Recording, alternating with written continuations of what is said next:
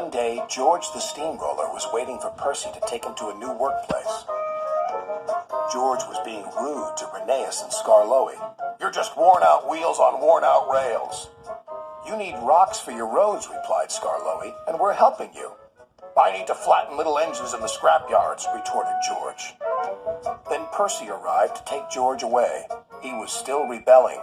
"Railways are no good. Turn them into roads."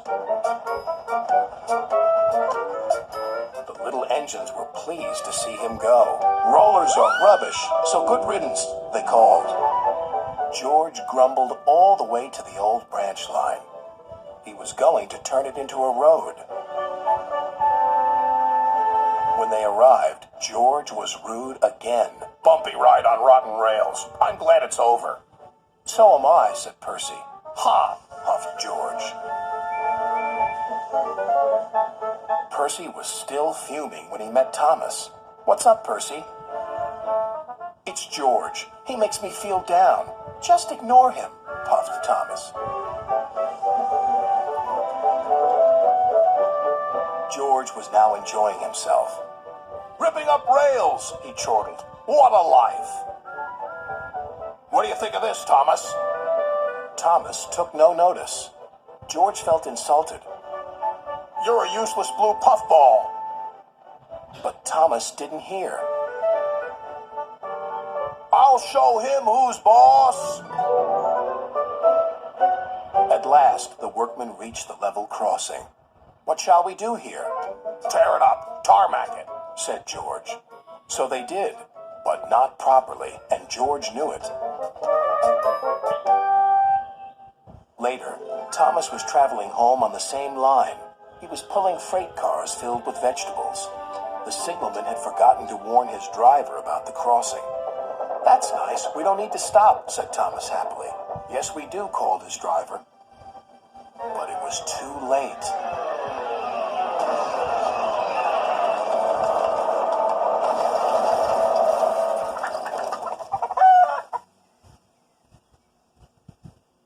Next day, Percy told Gordon all about George. "Huh," snorted Gordon. "You're just a small engine. That's why he's rude to you. He wouldn't dare cause me any trouble." George had been taken to some yards to work. Duck arrived with a train of empty freight cars.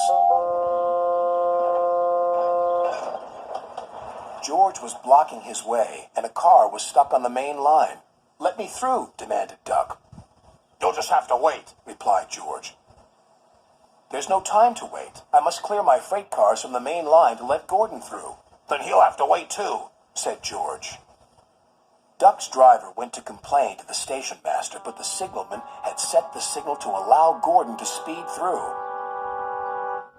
His passengers were singing his praises, and he was making express time.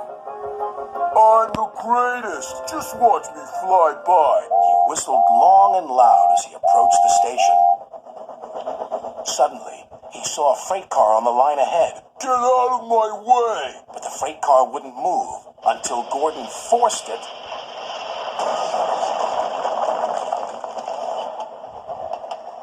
by accident. Gordon was worried that Sir Topham Hatt would be cross. He was, but not with Gordon. "Whoever caused this disturbance will have me to answer to." And he did, a few days later. "Look who's here," said Thomas. George had been found out by Sir Topham Hatt and punished. He looked miserable. "Now we'll get some peace at last," said Percy. "I want to get rolling again, but I've got to wait a whole week till I do." "And then you'll be just as rude as ever." "Eh, George?" "I hope not. Don't you?"